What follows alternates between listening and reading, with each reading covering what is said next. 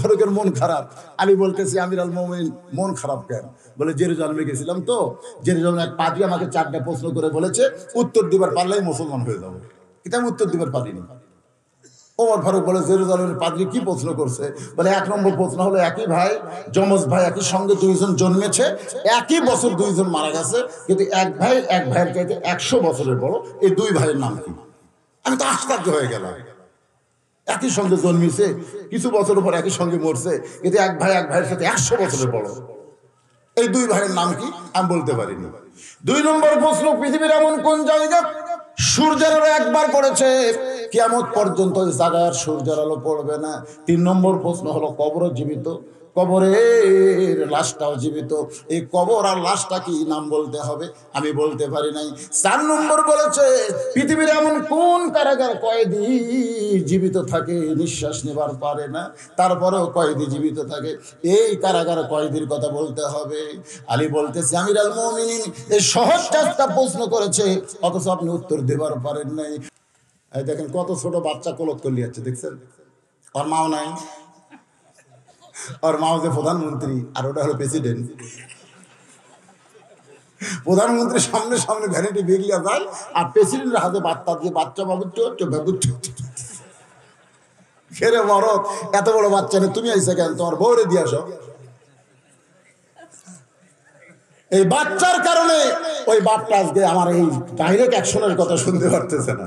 বড় আফসোস। আপনারা একটু মহব্বত করে কথাগুলো শুনবেন।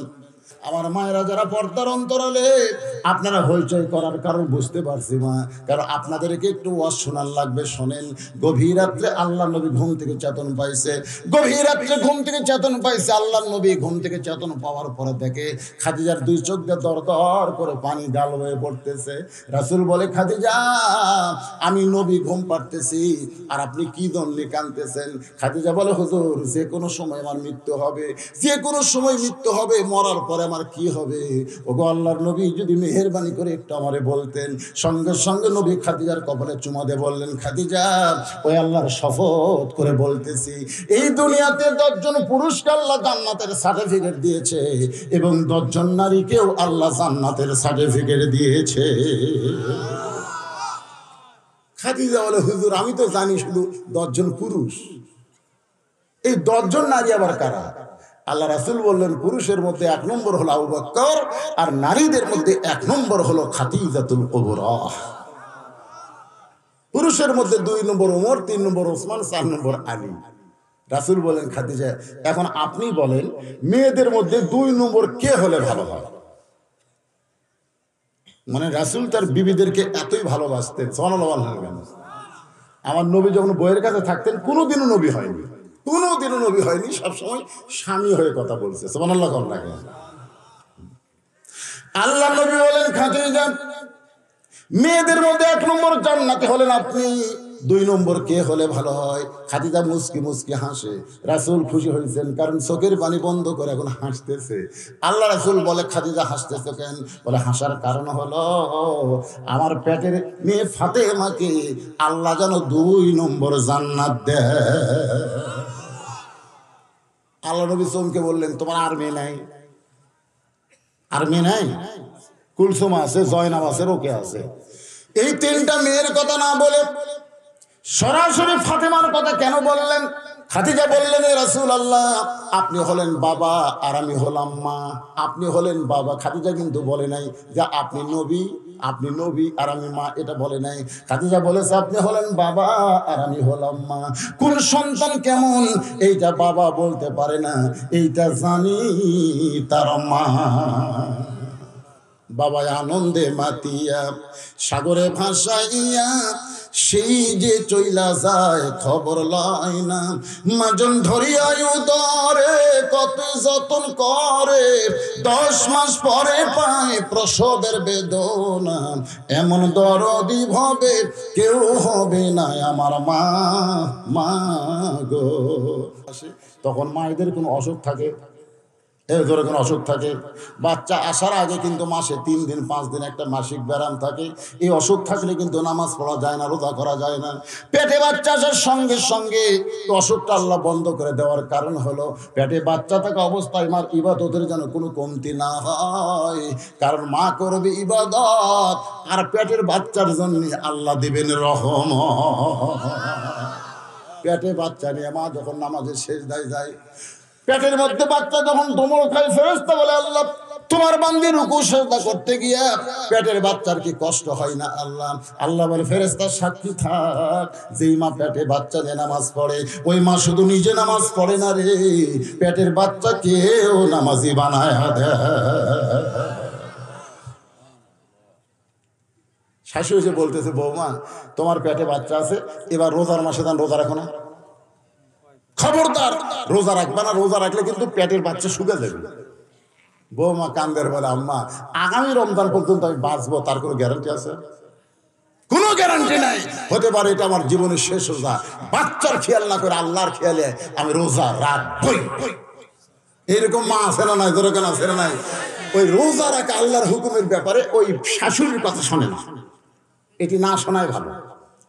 রোজা রাখছে 16 ঘন্টা দিন, হায় হায় রে, মায়ের খাওয়া নাই, পেটের বাচ্চার খাওয়া নাই। ফেরেশতাকে আল্লাহ তোমার বান্দে রোজা রাখতে গিয়ে পেটের বাচ্চার কষ্ট হয় না? আল্লাহকে ফেরেশতা সাক্ষী থাক, যে মা রোজা রাখলো পেটের বাচ্চাকে রোজার ট্রেনিং দিচ্ছে, এ জীবনে হোটেলের দরজা কালো পর্দাটা ভিতরে খাবে না, মৃত্যুবরণ করবে, জীবনে একটা রোজাও ছাড়বে না। ধরে কোন কথা ঠিক কিনা? আজকে রাস্তাত খাড়া হয়ে আছে, রাস্তাত ঘুরতেছে, কোরআনের মাহফিলে বসতেছে না। এই বাচ্চাদের কোনো দোষ নাই, এদের কতগুলো সোনার চানা, কি সুন্দর রে, এই ছোট্ট একটা রে, দেখাই যাচ্ছে না, একে ছোট্ট সামনে বসে আওয়াজ শুনতেছে। কেন? কারণ এরা যখন মায়ের পেটে ছিল মা পেটে নিয়ে ভালো কাম করছে, এই জন্য এরা ভালো হয়ে গেছে। আর পেটের বাচ্চা নিয়ে গোটা পাড়া ঘুরিছে, ওই পেটের মধ্যে ঘরণী ব্যারাম পাচ্ছে। ধরে কথা ঠিক না, ওই কোরআনের মাহফিল বসবি না, খেলে ওইরকম দৌড়ে করবি। এই জন্য খ্রিস্টান নেপোলিয়ন বলেছে একটা ভালো সন্তান যদি চাও, ভালো একটা মায়ের দরকার, ভালো মা। এই নামতে চায় নাকি? নামো নামো, রাস্তার থাকা লক্ষ্য ভালো না, ভিতরে নাও। হ্যাঁ সব আস্তে আস্তে ভিতরে নাও। ভালো মায়ের সন্তানগুলো জান্নাতের বাগানে বসে আছে, করে বলেন লিল্লাহে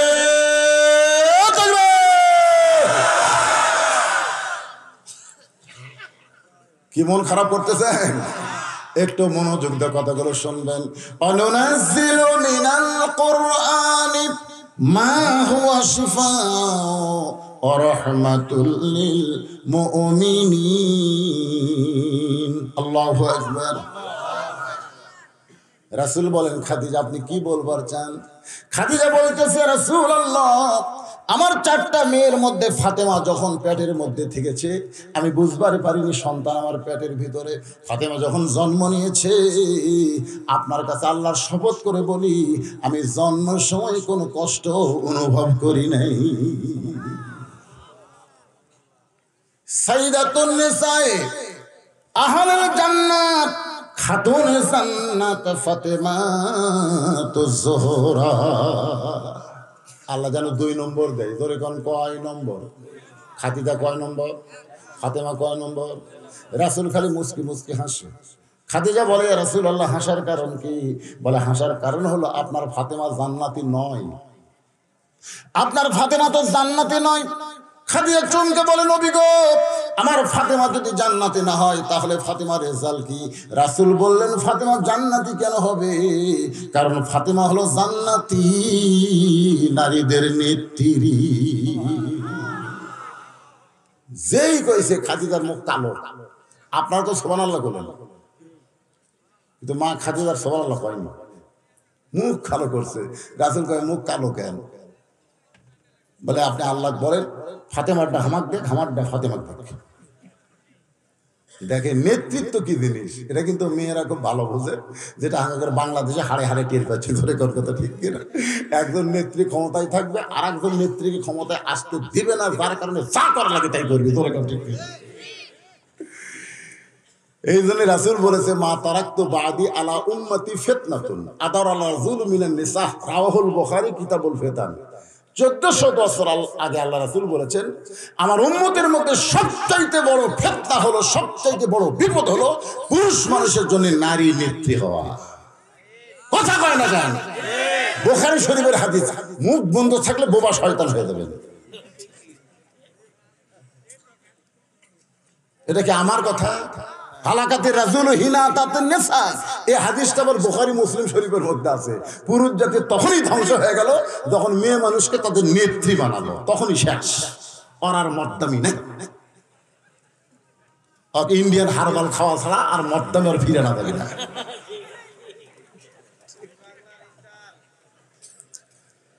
একটু মনোযোগ দিয়ে শুনবেন।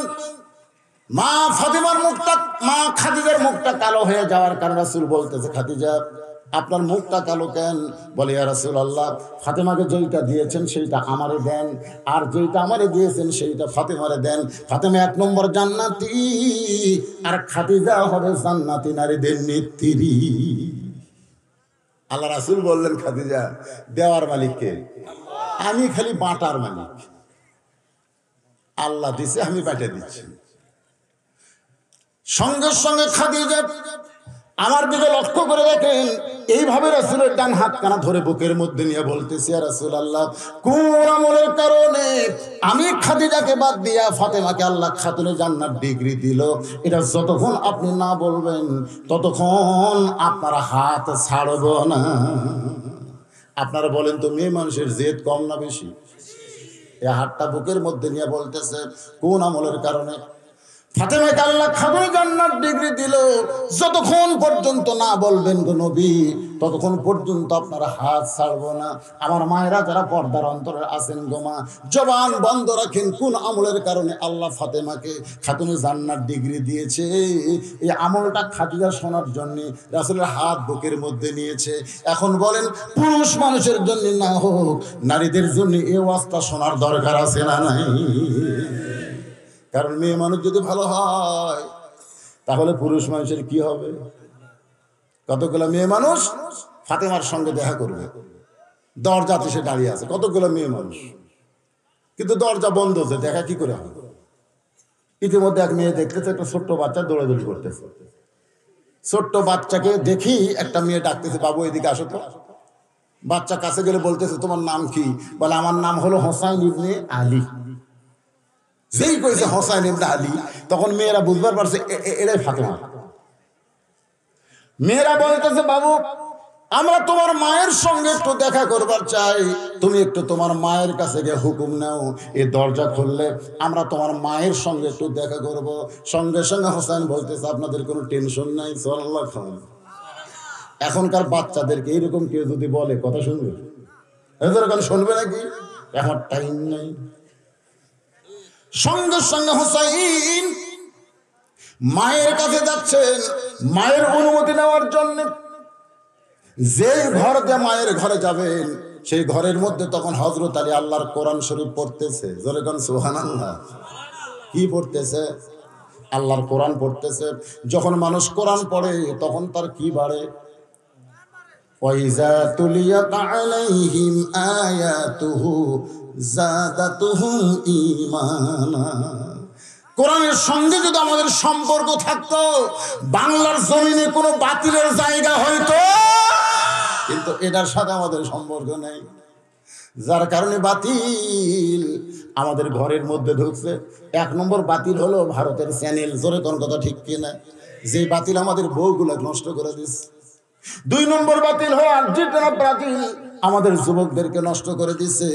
আর 3 নম্বর বাতিল হলো ওই যে পরিমনির সাইজ আমাদের মেয়েরা নিয়ে রাস্তায় রাস্তায় বেপর্দা হয়ে ঘুরতেছে। ধরে কোন কথা ঠিক কি না? আমি সমস্ত বাতিলের বিরুদ্ধে। আল্লাহর কোরআন ওষুধ একে একে আপনাদের সামনে দিব বাজান। পাদ্রী কিন্তু যুবককে ধরে নিয়ে গেছে 1 চিল্লা। ধরে কোন কয় চিল্লা মনে আছে না? ভুলে গেছেন? একটু খেয়াল রাখবেন। এখন হযরত আলী কোরআন শরীফ পড়তেছে, এমন সময় হোসাইন বাড়ি থেকে দৌড়ে আসতেছে। সন্তান বাহির থেকে দৌড়ে যখন ভিতরে যাবার চাই, সঙ্গে সঙ্গে হযরত আলী কোরআন তেলাওয়াত বন্ধ করে হোসেনকে বললেন, থাম থাম, এই কোথায় যাস? হোসেন বলতেছে, আব্বু বাইরে কতগুলো মেয়ে মানুষ দরজার দাঁড়িয়ে আছে, তারা আমার মার সঙ্গে দেখা করবে। আমার মা তাদের সঙ্গে দেখা করবে কিনা সেই অনুমতি নেওয়ার জন্য আমি ঢুকতেছি। আলী বলতেছে তুই কোথায় ঢুকতেছিস? তুই যেখানে ঢুকতেছিস সেটার নাম হলো অন্দরমহল। যেরকম কি মহল? এখন বল তোর বয়স কত? হোসেন বলতেছে আব্বু আমার বয়স কত সেটা আপনি ভালো জানেন। আলী বলতেছে তোর বয়স এবার 4 চলতেছে। 4 যেরকম কয় 4 বছরের বাচ্চা যখন তখন মায়ের কাছে যেতে পারবি না। 4 বছরের বাচ্চা মায়ের কাছে যাইতে গেলে মায়ের অনুমতি লাগবে। মেয়েরা তোর মায়ের সঙ্গে দেখা করার আগে তোর অনুমতি নেওয়া লাগবে। আম্মু আমি হোসাইন একটু ভিতরে ঢুকবার চাই। মা যদি বলে 2 মিনিট পরে আয়, তো 2 মিনিট পরে যাওয়া লাগবে। কারণ তোমার মা ঘরের মধ্যে কি অবস্থায় আছে, হঠাৎ যদি একটা বাচ্চা ঢোকে মাকে বিব্রত হয় না? এই কথা দিয়ে খেয়াল হবে কি হবে না? আল্লাহ রাসূল বলেছেন 2 বছর বাচ্চার বয়স যখন হবে তখন তোমাদের বিব্রত হওয়া লাগবে না। 2 বছরের বাচ্চা যদি কাছে চেতন থাকে এমন সময় বউকে যদি আপনি চুমা খান কোনো অসুবিধা নেই। যদি বউকে বুকের মধ্যে যাইবা ধরেন কোনো সমস্যা নাই। কিন্তু যখনই 2 বছর পার হয়ে যাবে ওই বাচ্চা চেতন থাকা অবস্থায় আপনার হালাল বউকে আপনি আদর করতে পারবেন না। যদি বউকে আদর করেন ওই বাচ্চা খালি দেখবে না, ওটা মেমোরির মধ্যে ঢুকাই রাখবে। বাইরে এসে বলতে পারে আব্বা তাই ঘরের মধ্যে মাছ চাপা ধরছিল রে। জোরে কোন কথা ঠিক কিনা? কয় বছর? ধরে কোন কয় বছর? 2 বছরের নিচে বাচ্চার সামনে আপনি যা ইচ্ছা তাই করবেন, কিন্তু 2 বছর পার হয়ে গেলে আপনার হালাল বউকেও পর্যন্ত বাচ্চার সামনে আদর করা যাবে না। যখন ঘুমাইয়া যাবে ঘুমানোর পরে একটু টেস্ট করবেন। অনেক সময় বাচ্চারা চালাক, না ঘুমায় ঘুমের ভান করে। ধরে কোন কথা ঠিক কিনা? আমার এক লাতি আছে আম্মার হাসান, আর মাও কাছে একটু ঘুমাই দেন। তা আমি ঘুমাই দিয়ে মনে করতে ঘুমাচ্ছে, তাই একটু টেস্ট করতে মুচকি মুচকি হাসতেছে। বাচ্চারা কিন্তু খুব চালাক। চালাক না, এই টেস্ট করা লাগবে। যখন টেস্ট করে দেখলো নিশ্চিত নাই তখন বউ চাপে ধরে যাচ্ছে তাই করে। যদিও ঘুমানোর মতন ধৈর্য না থাকে বাচ্চা বার করে মায়ের কাছে দেন, দাদির কাছে দেন। কথাটা বুঝলেন না? দাদি নেনি নাই তার কাছে দেন। কিন্তু ভাই রে 4 বছর বয়স হয়নি, তুই যখন তখন মায়ের ঘরে ঢুকতে পারবি না। মায়ের ঘরে ঢুকতে গেলে অনুমতি লাগবে। মেয়ে যদি বড় হয় তাহলে বাবা যদি মেয়ের ঘরে ঢোকে অনুমতি লাগবে। মেয়ে যদি বড় হয় যখন তখন বাবা মেয়ের ঘরে ঢুকতে পারবে। যেরকম জোহরের নামাজের পরে নবী আইছেন ফাতেমার দরজায়, মা ফাতেমা একটু দরজা খোল। ফাতেমা বলে বাবা এখন দরজা খুলতে পারবো না, কারণ দরজা খোলার মতন পরিবেশ এখন নাই। রাসূল বললেন মা তাহলে আসরের পরে আসবো। আসরের নামাজ পড়ে রাসূল বললেন ফাতেমা জোহরের সময় দরজা খুলিস নি, একটু দরজা খুলে দে। ফাতেমা দরজার কাছে কান্দে। রাসূল বলে ফাতেমা কান্দিস কেন? ফাতেমা বলে আপনি বোঝেন না বাবা, আপনার মেয়ে ফাতেমা এখন বড় হয়েছে, যখন তখন ফাতেমার কাছে আসতে যাওয়া যাবে না। এমন পোশাক ফাতেমার শরীরে, যে পোশাক পরে বাবার জন্য ফাতেমা দরজা খুলতে শরম পায়। সঙ্গে সঙ্গে আল্লাহ নবী মাথার পাগড়ি, কোন কিতাবে আছে গায়ের চাদর, জানলাতে ফাতেমার দিলেন। ওই চাদর উপরে ফাতেমা যখন নবীর জন্য দরজা খোলে, নবী তাকায় দেখে না খাইয়া খাইয়া চোখের নিচে কালিমা পড়ে গেছে। রাসূল বলেন ফাতেমা তোর চোখের নিচে সুরমা দেওয়ার কারণে তোর চেহারাটা অত্যন্ত সুন্দর লাগতেছে। ফাতেমা বলে বাবা আমি কোনোদিন সুরমা দেই না বাবা, কারণ আপনি বলেছেন মেয়েরা কেবলমাত্র একজন পুরুষের জন্য সাজতে পারবে, সেই পুরুষ হলো আমার স্বামী। আমার স্বামী এখন আমার কাছে আর তেমন আসে না বাবা, কারণ সে খাবার নিয়ে ব্যস্ত হয়ে গেছে। হাসান হোসেন না খেয়েছে, আমি কয়দিনের না খাওয়া। রাসূল বলে ফাতেমা রে তুই কি বলতে চাস? এই কঠিন মুহূর্তে আমি তোরে 3টা তাসবিহ দিলাম মা। একটা হলো সুবহানাল্লাহ 33 বার বলবি, আলহামদুলিল্লাহ 33 বার বলবি, আল্লাহু আকবার 34 বার বলবি। এই দুনিয়াতে তোর কষ্ট হবে শুনবে ফাতেমা, আল্লাহ তোকে জান্নাতি নারীদের নেত্রী বানায়া দিবে। একটু মনোযোগ দিয়ে শুনবেন। আলী বললেন হোসাইন থাম। 4 বছরের বাচ্চা যখন তখন মায়ের ঘরে ঢুকতে পারবি না। হোসেন থেমে গেছে। সঙ্গে সঙ্গে হঠাৎ আলী এরকম ধর ধর ধর। হোসেন রাদিয়াল্লাহু 4 বছরের বাচ্চা হাত বাড়ায় দিয়েছে, দেন আব্বা। কি মনে করছেন? কি মনে করছেন? আপনি ধরে পারেন, আমি পারি না। সুবহানাল্লাহ কবেন না? কারণ আলী জানে এই বাচ্চা সবসময় পবিত্র, সবসময় পবিত্র। আর পবিত্র না হলে আল্লাহর কোরআন স্পর্শ করা যাবে। আর আগের মতন তার আর্জেন্টিনা ব্রাজিলের সাপোর্টার হচ্ছে, খালি কোন তো ধর ধর ধর, ধরবার পারবি না, কারণ এরা পেশাব করেই পানি নেই না। ধরে কোন কথা ঠিক না? আল্লাহ কোরআনে বলেছে লা ইয়ামাসসুহু ইল্লাল মুতাহহারুন, কখনোই তোরা স্পর্শ করতে পারবি না যতক্ষণ পবিত্র না হবি। চিন্তা করে দেখেন, যেই কোরআন ধরতে গেলে পবিত্র হতে হয়, সেই কোরআন যদি বাংলার মানুষ গ্রহণ করে, মানুষ কত বড় পবিত্র হবে। কোরআনের সমাজ না হলে এটা বাংলার মুসলমান কোনোদিন নিজের চোখে দেখতে পাবে না। ধরে কোন কথা ঠিক কিনা? ছোট্ট বাচ্চা, 4 বছরের ছোট বাচ্চা হোসেনের হাতে হযরত আলী কোরআন শরীফ দিয়ে এবার অন্দর মহলে ঢুকতেছেন। আমার মায়েরা যারা পর্দার অন্তরালে একটু মনোযোগ দিয়ে শুনবেন। অন্দর মহলে হতে ঢুকে দেখে ফাতেমা বাম হাতে জাতা ঘুরাই আর ডান হাতে আল্লাহর কোরআন তেলাওয়াত করতেছে। বাম হাতে কি ঘুরাই?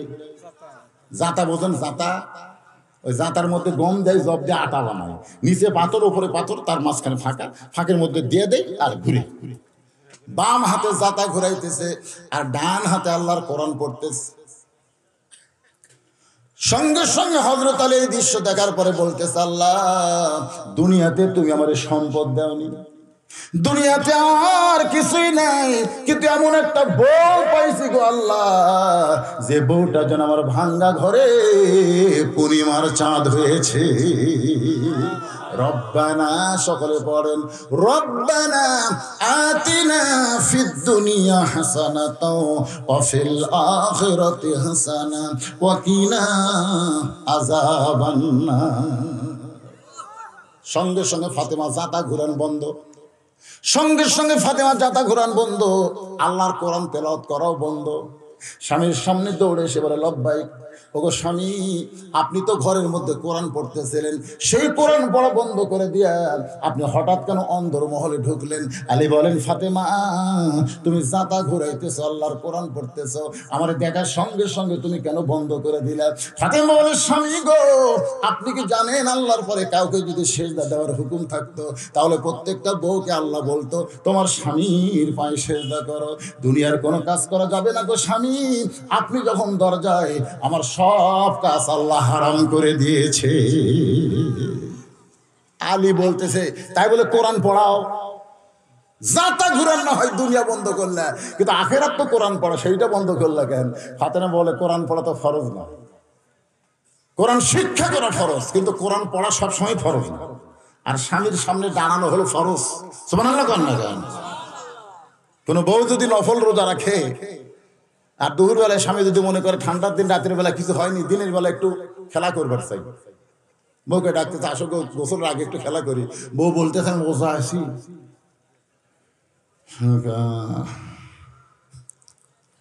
রাসূল বলেছেন তোর নফল রোজার দরকার নেই, শুধু ফরজ নামাজ, ফরজ রোজা, এই দুইটার ব্যাপারে স্বামীর হুকুম চলবে না। আর নফল ইবাদত আসলে স্বামী যদি ডাক দেয়, বউ নফল নামাজ পড়তেছে, স্বামী ডাকতেছে রহিমা, সঙ্গে সঙ্গে লাব্বাইক বলতে হবে, নামাজ ভাব, স্বামীর ডাকে উত্তর দিতে হবে। আর আমাদের বলে নামাজ এমনি কথা কয় না, রহিমা কথা কয় না, কে গো রহিমা কথা কয় না, রহিমা কি এত ডাকেন কেন? আমার কাজ নাই? তোর কি কাজ? তোর কাজ হলো স্বামীকে খুশি করো। ধরে কর কথা ঠিক কি না? মেয়েদের জন্য মাত্র 4টা আমল করা লাগবে। 1 নম্বর হলো ফরজ নামাজ, 2 নম্বর ফরজ রোজা, 3 নম্বর স্বামীর ইতাআত করা, স্বামীর আনুগত্য করা, স্বামীর কথা মতো চলা, আর 4 নম্বর হলো সতীত্বের হেফাজত, পর্দা করা। এই 4টা আমল যদি মেয়েরা করতে পারে, আল্লাহ খুশি হয়ে 8টা জান্নাত তাদের জন্য খুলে দিবে। ওগো স্বামী, আপনি বলেন তো, কোরআন তেলাওয়াত বাদ দিয়া আপনি কেন ঘরের দরজায়? আলী বলতেছেন, ফাতেমা তোমার হোসাইন যেই বলছে তোমার হোসাইন, সঙ্গে সঙ্গে ফাতেমা থর থর করে কাঁপতেছে। আলী বলে হোসাইন নাম শুনে এমন করে কাঁপো কেন? বলে কি বেয়াদবি করছে গো আমার হোসাইন, কি বেয়াদবি করছে? বলে কোনো বেয়াদবি করে নাই, দরজায় কতগুলো মেয়ে মানুষ দাঁড়ায় আছে, তারা তোমার সঙ্গে দেখা করবার চাই। ও গো হাসান হোসাইন মা, ওই মেয়েদের সঙ্গে কি তুমি দেখা করবা? ফাতেমা মুচকি মুচকি হাসে। আলী বলে হাসার কারণ কি? বলে আমি যদি মেয়েদের সঙ্গে দেখা করতে চাই তাহলে আপনাকে কষ্ট করে পর্দা ব্যবস্থা করা লাগবে। আলী বলতেছেন কি ক্ষয় পাগলি, মেয়ে মানুষের সঙ্গে দেখা করা লাগবে, এখানে আবার পর্দা কি? একটা মেয়ে মেয়েদের সঙ্গে দেখা করবে, তাহলে আবার পর্দা লাগে? ফাতেমা বলতেছে আপনি জ্ঞানের সম্রাট হতে পারেন। আনা মাদিনাতুল ইলমি ওয়া আলিউ বাবুহা কালা রাসূলুল্লাহ সাল্লাল্লাহু আলাইহি ওয়াসাল্লাম। আল্লাহ রাসূল বলেছে আমি হচ্ছে ইলমের শহর, আলী হচ্ছে তার দরওয়াজা। এই কারণে ফাতেমা বলতেছে আপনি জ্ঞানের সম্রাট হতে পারেন, কিন্তু পর্দা বিষয়ে আপনি আমার চাইতে কম জানেন। যেই বলছে কম জানে, আপনার বলেন তো বউ যদি স্বামী বলে কম জানেন, তো স্বামীর মন খুশি হয় না বেজার হয়? আলী বলতেছে ফাতেমা তুমি পর্দা বিষয়ে আমার চাইতে কি ভালো জানো, আমাকে এখন বলো। ফাতেমা বলতেছে এদিকে কথা কে বলে, কে কথা কয় রে? এই আপনাকে কমিটির লোক নাই, দেখেন তো কে কথা বলে। আলী পর্যন্ত ফাতেমা বলতেছে আমার চাইতে কম জানেন, এই সময় কোনো কথা আছে? যে আলী সবচাইতে জ্ঞানী, রাসূল বলেছেন অনেক কথা আমি প্রকাশ করতে পারিনি, কিয়ামত পর্যন্ত দেওয়ানে আলী কিতাব পড়ো, সেই কথা তোমরা পেয়ে যাবে। সুবহানাল্লাহ। ওমর ফারুকের মন খারাপ। আলী বলতেছে আমিরুল মুমিনিন মন খারাপ কেন? বলে জেরুজালেমে গেছিলাম তো, জেরুজালেমে এক পাদ্রী আমাকে 4টা প্রশ্ন করে বলেছে উত্তর দিবার পারলেই মুসলমান হয়ে যাবো, কিন্তু আমি উত্তর দিবার পারিনি। ওমর ফারুক বলে জেরুজালেমের পাদ্রী কি প্রশ্ন করছে? বলে 1 নম্বর প্রশ্ন হলো একই ভাই, যমজ ভাই, একই সঙ্গে 2 জন জন্মেছে, একই বছর 2 জন মারা গেছে, কিন্তু এক ভাইয়ের চাইতে 100 বছরের বড়, এই 2 ভাইয়ের নাম কি? আমি তো আশ্চর্য হয়ে গেলাম। একই সঙ্গে জন্মিছে, কিছু বছর পর একই সঙ্গে মরছে, কিন্তু এক ভাইয়ের সাথে 100 বছরের বড়, এই 2 ভাইয়ের নাম কি? আমি বলতে পারিনি। 2 নম্বর প্রশ্ন পৃথিবীর এমন কোন জায়গা সূর্যের আলো একবার পড়েছে কিয়ামত পর্যন্ত ওই জায়গায় সূর্যের আলো পড়বে না? 3 নম্বর প্রশ্ন হলো কবর জীবিত, কবরের লাশটাও জীবিত, এই কবর আর লাশটা কি নাম বলতে হবে, আমি বলতে পারি নাই। 4 নম্বর বলেছে পৃথিবীর এমন কোন কারাগার কয়েদি জীবিত থাকে, নিঃশ্বাস নেবার পারে না, তারপরেও কয়েদি জীবিত থাকে, এই কারাগার কয়েদির কথা বলতে হবে।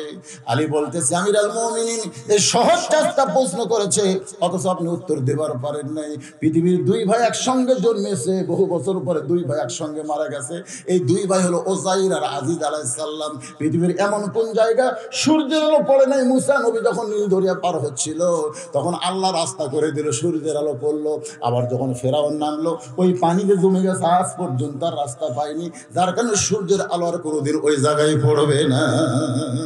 3 নম্বর প্রশ্ন হলো লাশটাও জীবিত, কবর জীবিত, লাশটা হলো ইউনূস আলাইহিস সালাম, আর কবর হলো মাছ, ইউনূসও জীবিত, মাছটাও জীবিত। আর 4 নম্বর হলো মায়ের পেটে যখন সন্তান থাকে নিঃশ্বাস নেবার পারে না, এরপরেও আল্লাহ তারে জীবিত রাখে। লিল্লাহে তাকবীর। ওমর ফারুক বলেন আলী রে, তোমার মতন জ্ঞানী যদি না পাইতাম তাহলে আমি ধ্বংস হয়ে যাইতাম। সেই আলীকে ফাতেমা বলতেছে পর্দা বিষয়ে আপনি আমার চাইতে কম জানেন। কি মনে করতেছেন? আলী কয় তুমি পর্দার বিষয় আমার চাইতে কি জানো? পর্দার ওয়াজ মেয়েরা বেশি করে না মরদেরা বেশি করে? এই কথা কর না কেন? মহিলা অনেক বক্তা আছে পর্দার ওয়াজ করে না, আর বন্ধুশীল এমন কোনো মাহফিল নাই যে পর্দার ওয়াজ ছাড়ে। ধরে কোন কথা ঠিক কিনা? আর আমার বন্ধু আমাকে কয় আপনি আমার সাথে পর্দার কম জানেন, রাগ হবি না? আলী বলেন ফাতেমা তুমি আমার সাথে কি পর্দার ওয়াজ বেশি জানো, আমার একটু শোনাও। ফাতেমা বলে স্বামী গো, যে মেয়েরা দরজার কাছে দাঁড়িয়ে আছে ওই মেয়েদেরকে আপনি চিনেন?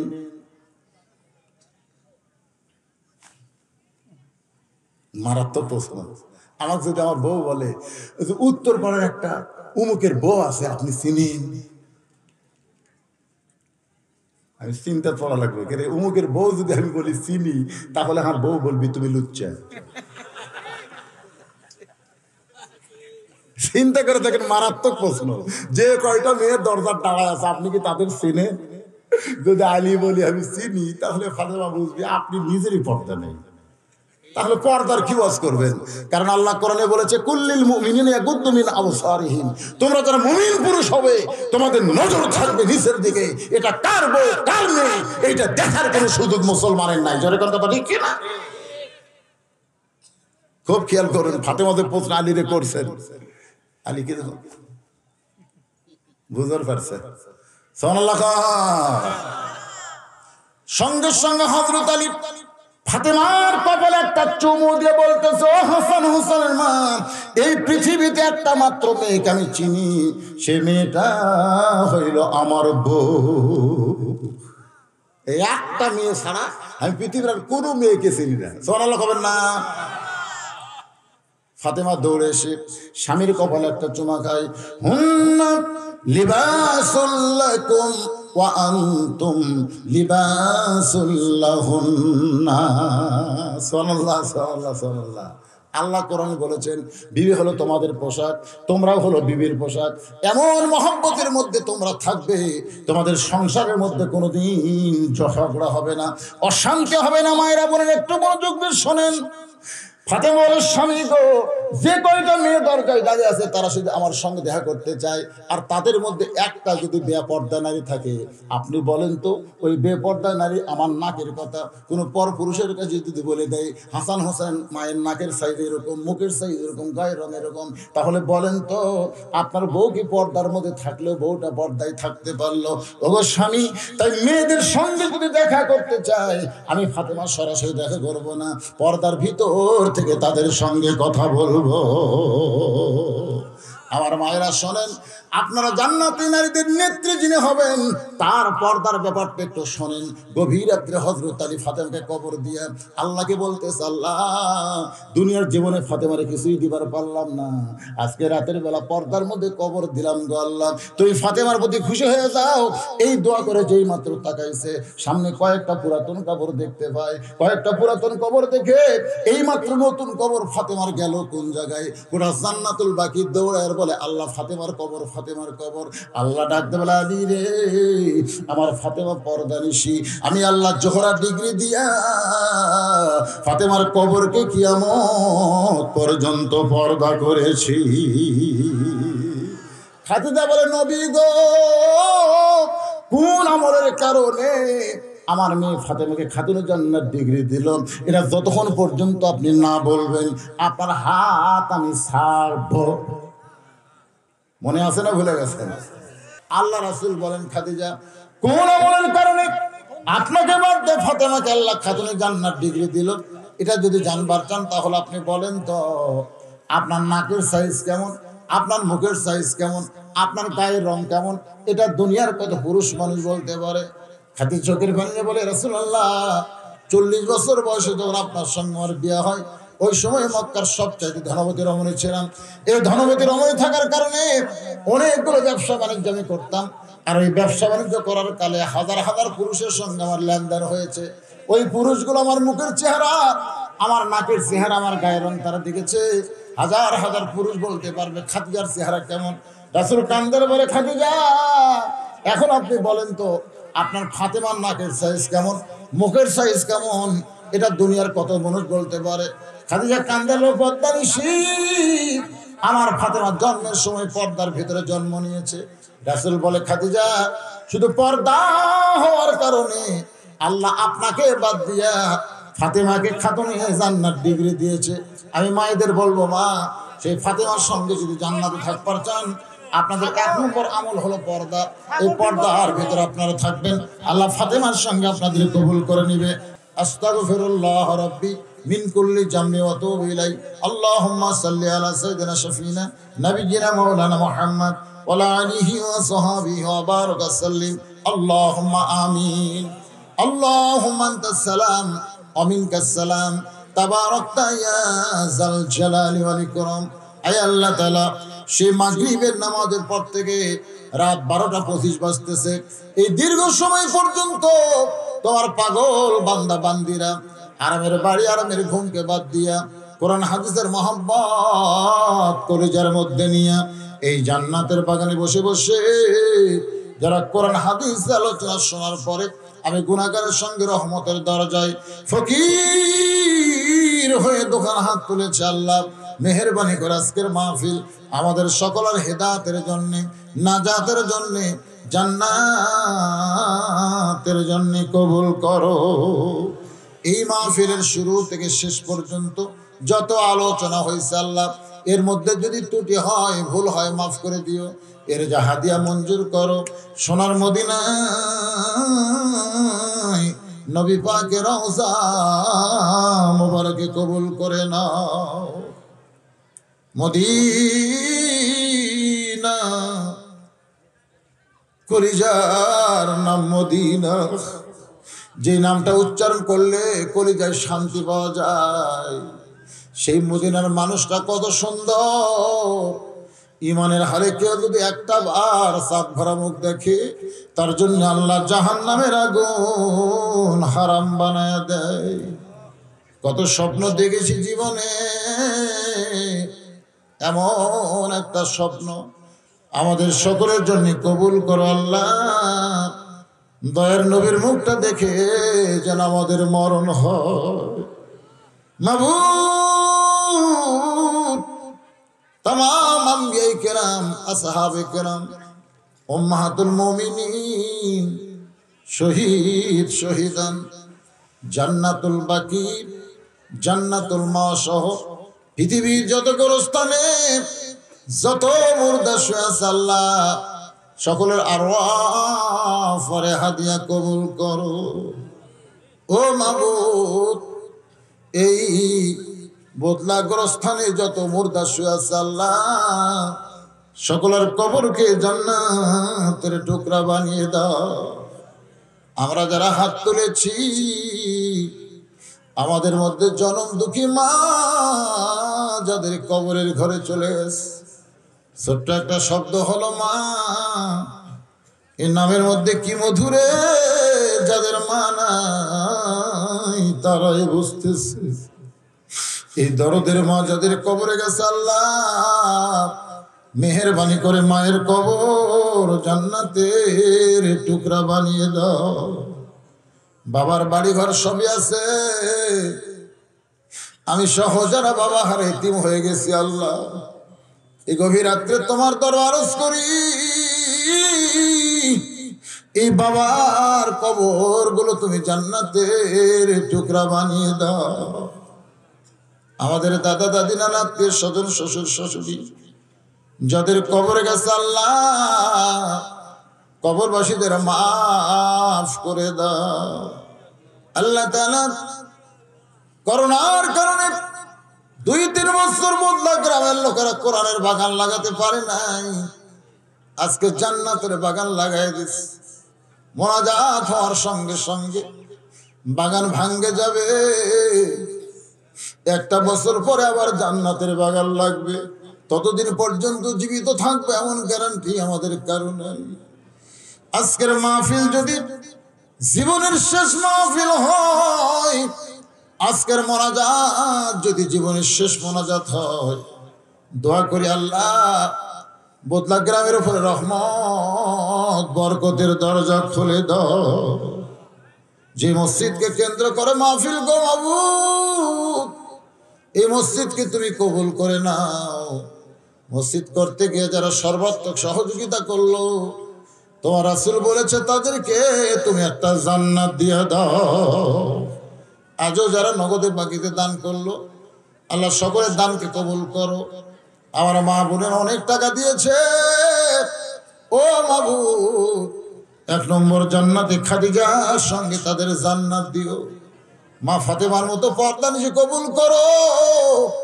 আমি অসুস্থ, আমার মতো যেন অসুস্থ হাত তুলেছে আল্লাহ, সকলকে পুরোপুরি সুস্থ দান করো। মসজিদ কমিটির সভাপতি, সহসভাপতি, সেক্রেটারি, কেশিয়ার, মসজিদের ইমাম, মুয়াজ্জিন, মুসল্লি, আজকের মাহফিলের সভাপতি, সহসভাপতি, আজকের মাহফিলের প্রধান অতিথি, বিশেষ অতিথি, চেয়ারম্যান সাহেবদের আল্লাহ তুমি কবুল করো।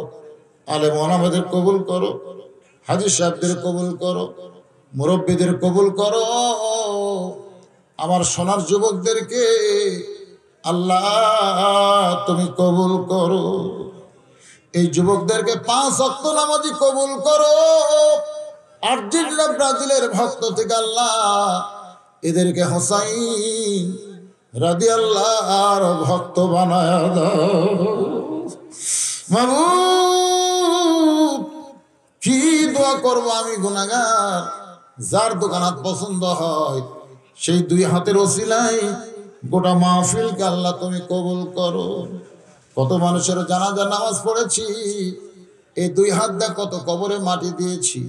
একদিন আমরা মরে যাব, সবাই মরে যাব। যেদিন আমাদের মরণ হবে দিনটা যেন জুমার দিন হয়, মাসটা যেন রমজান মাস হয়। ইমানের সাথে ইজ্জতের সাথে এই দুনিয়া থেকে বিদায় নেওয়ার কালে আমাদের জবানে জারি করে দিও লা ইলাহা ইল্লাল্লাহু মুহাম্মাদুর রাসূলুল্লাহ সাল্লাল্লাহু